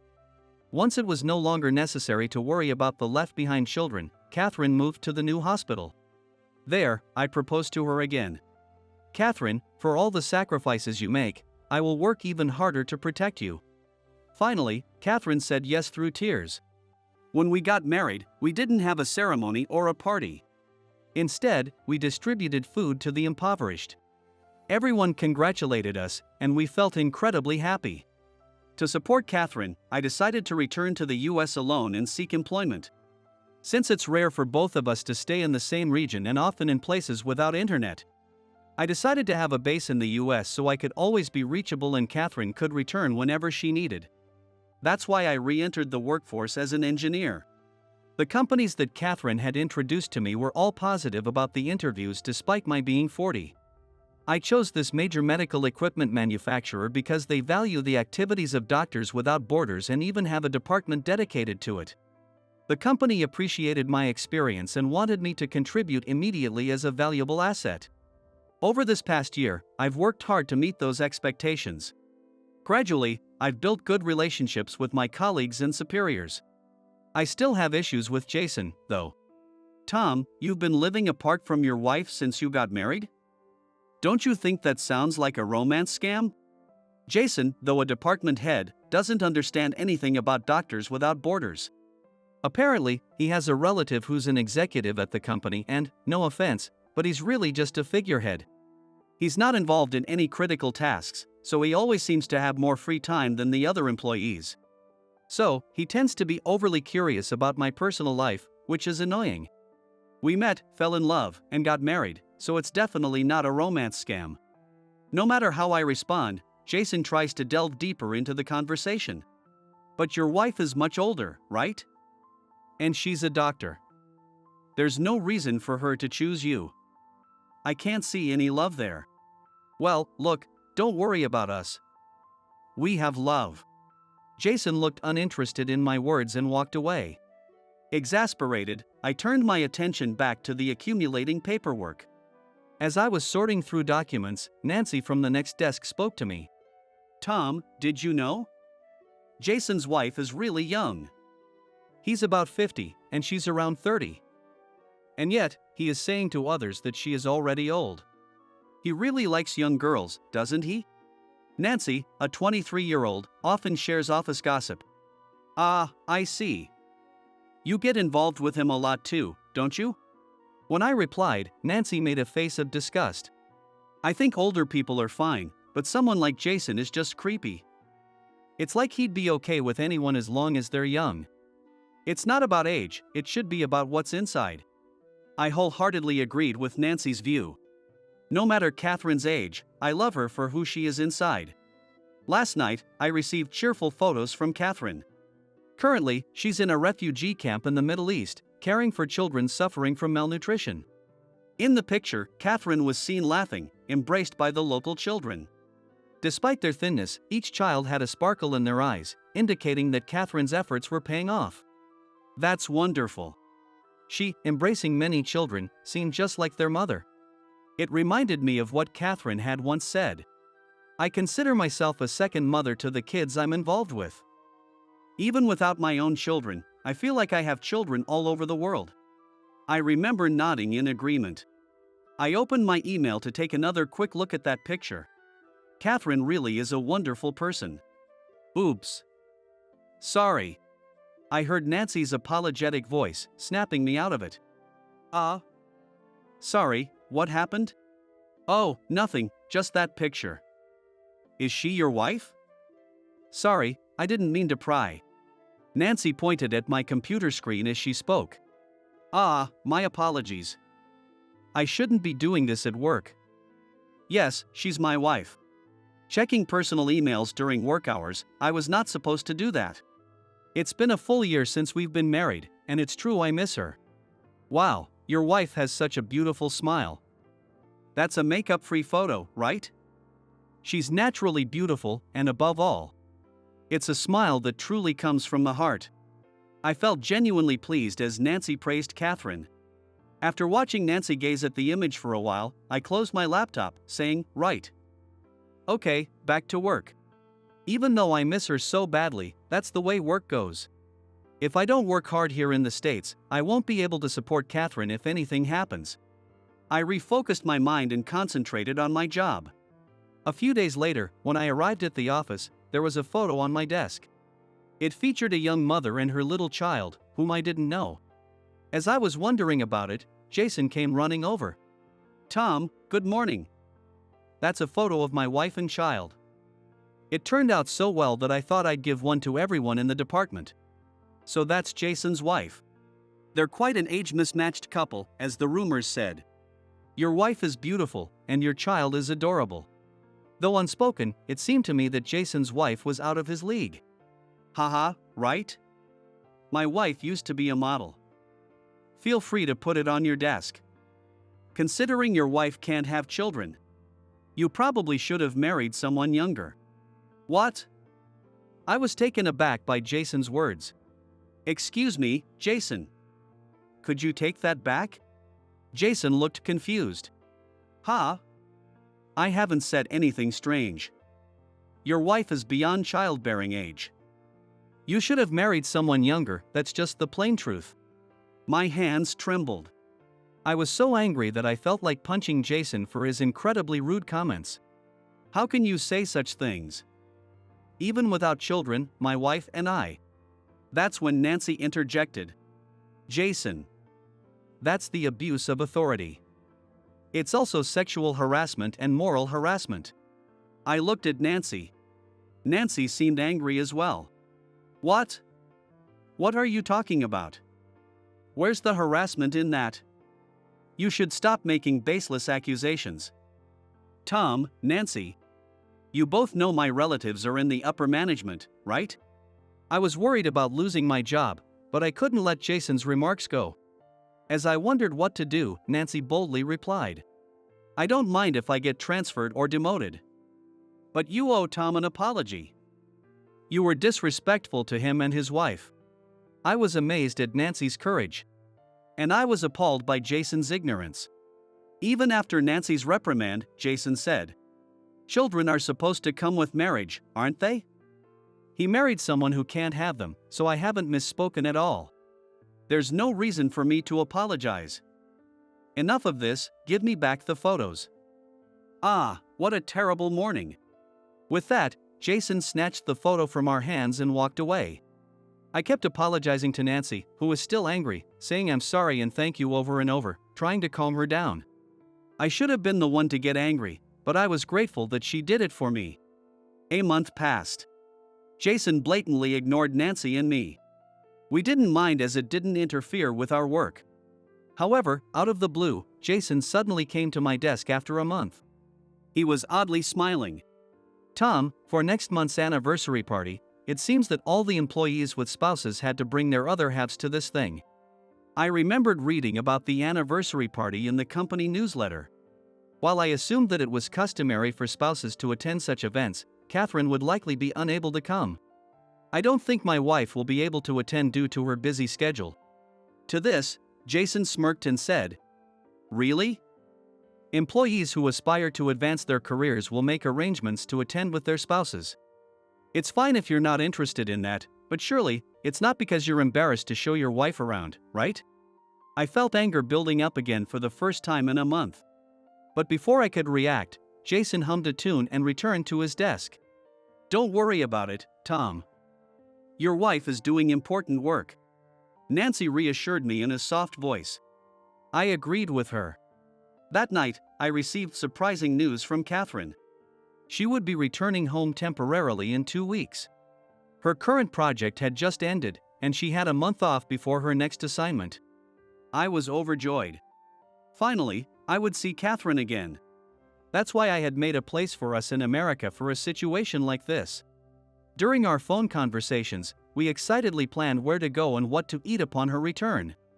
I also mentioned the anniversary party to her. I will definitely attend with you, Tom.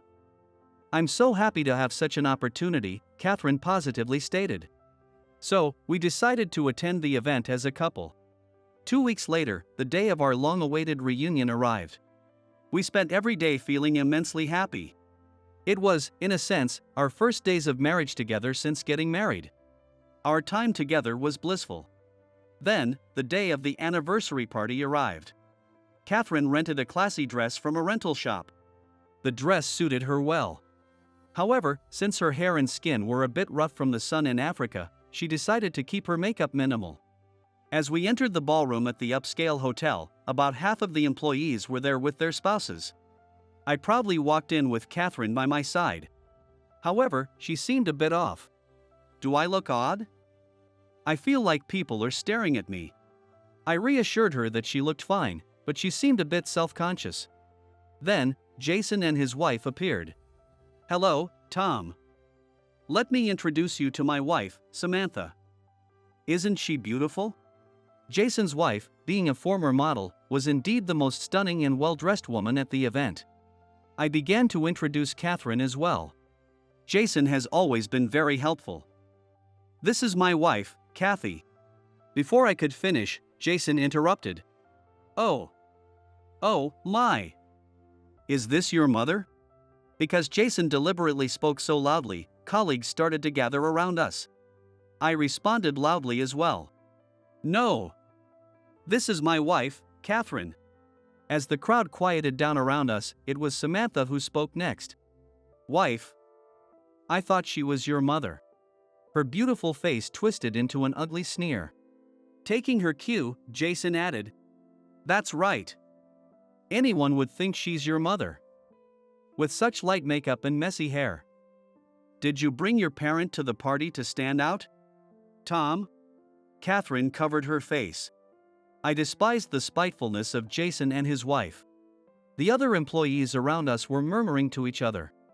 "Tom, your mother seems to be crying. Maybe you should take her to the exit?" "Yeah, let's go, Catherine. You must be uncomfortable, let's step out." I couldn't stand it anymore. Enough. I've told you that Catherine is my beloved wife. If you continue to insult her, I cannot forgive you or your wife.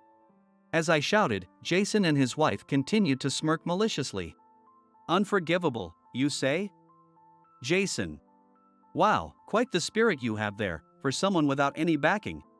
At that moment, an elderly man made his way through the crowd to stand before us. His face pale, he exclaimed, "Catherine. It is Catherine, isn't it?" Upon hearing his voice, Catherine looked up and her eyes widened in recognition.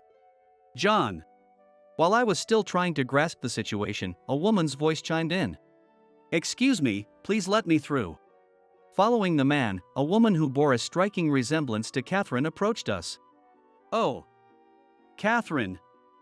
It really is you." The elderly man, the woman who looked like Catherine, and Catherine themselves embraced and wept together. All I could do was watch. Apart from Jason's trembling voice, "Mr. Smith and Miss Smith." After a good cry, Catherine introduced me to the two. "This is my husband, Tom. He's a wonderful man." She then introduced the couple to me. "This lady is my twin sister, Susan. And this man is John, the president of this company, her husband." According to the explanation that followed, the woman was indeed Catherine's twin sister, Susan Smith. Apparently, this medical equipment manufacturing company was founded by Catherine and Susan's grandfather. With only the twin sisters in Catherine's generation, they had no choice but to continue the family business through a son-in-law. It's this mature gentleman, John Smith. I felt embarrassed that I had been working for my company's president without knowing his face. Mr. Smith had been treated as a prospective son-in-law by the Smith family early on and seemed to have a mutual affection with Susan. However, Catherine thought her presence would make her sister give up her happiness to her. So she left home right after obtaining her medical license and never returned. Mr. Smith and Susan married and took over the family business, but they had always hoped for Catherine's return. The three of them had always been close. Catherine always gives up her own happiness for others. But finding such a wonderful partner and reuniting like this is truly wonderful. What a beautiful day. Susan cried joyfully, tears streaming down her face. Catherine, with the exact same gesture, also wept with joy. Mr. Smith, with a beaming smile, said to me, "Tom, please take good care of Catherine from now on." Mr. Smith said that to me, and I responded in kind. Then, Mr. Smith sharply glared at the Jason couple and said, "Jason, you said some pretty harsh things to my beloved sister-in-law. Your wife seems lovely, but she clearly doesn't understand the manners required for such an occasion." Jason cringed, but Samantha still glared back at Mr. Smith with frustration. It appeared that Samantha was a wife with a remarkably strong will. Normally, you'd think she was a mother from her look, wouldn't you? What's so funny about that? Despite Jason's attempts to stop her, Samantha continued to talk without acknowledging her fault. It's most important for a woman to be beautiful. The most beautiful woman is the most respected. So, even if it's Mr. Smith's wife, I am more important than Susan, and of course, more important than Catherine. I don't know what kind of life she has led, but I think Samantha has grown into an adult missing some essential life lessons. Being beautiful is a fortunate stroke of birth. Being born into a good family in a country as free as America is also fortunate. But, I have met many people who are not so fortunate. People who have nothing to eat today, no water to drink, and children who have no place to learn. People who want to help them, spend their own time and money. I believe the most beautiful people are those with beautiful hearts. People who can smile even when they can't see the future. People who rejoice in the happiness of others as if it were their own. People who can share what they have. People who can give up something important to them. The wife I chose is that kind of person. That's why I don't think Samantha is very beautiful. Samantha kept talking. Hey, you always say it too. It's a good opportunity, so say it. Mr. Smith, please promote this man to be an executive right now. He has relatives in executive positions, right? Finally, Jason hid his face and crouched down in embarrassment. Mr. Smith heard this and said, "Brad, what is this about? We forbid nepotism in our company." Then, a man who seemed to be Jason's relative stepped forward, trembling, and answered, "Oh, well, you see, there's no way he's getting promoted." Samantha shouted angrily. "What?" As things tend to pile up when they start going wrong, another person came forward. It was Nancy. Nancy stood before Catherine and greeted her. "I have always been indebted to Tom. My name is Nancy Emmons. I work under my father's maiden name because I don't want to use connections. I didn't even know that Nancy was Mr. Smith's daughter."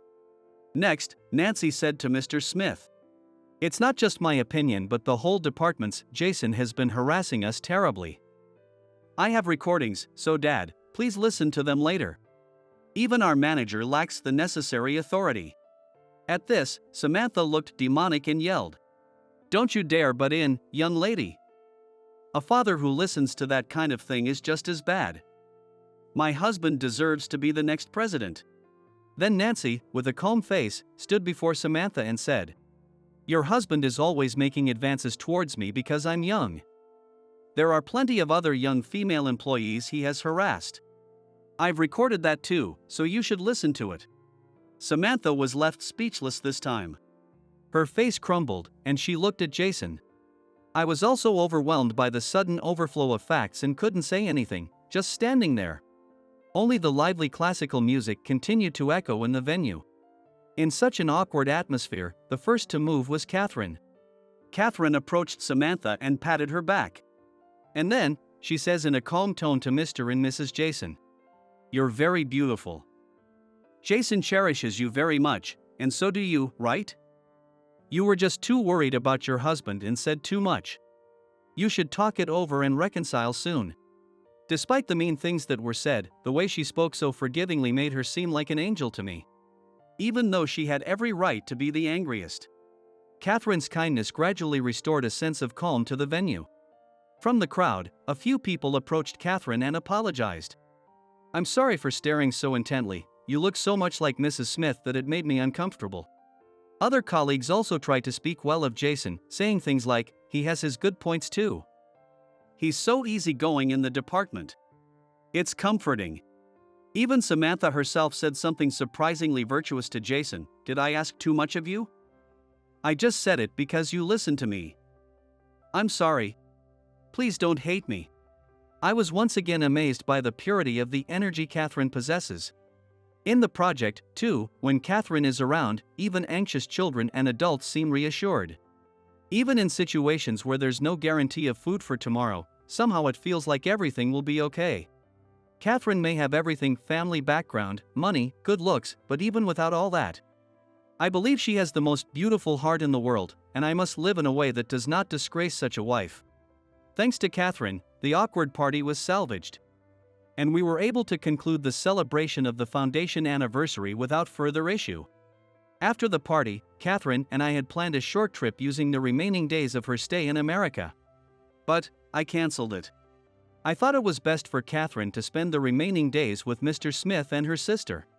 When I told her, Catherine unusually made a selfish request. I was really looking forward to it. I felt happy but firmly responded.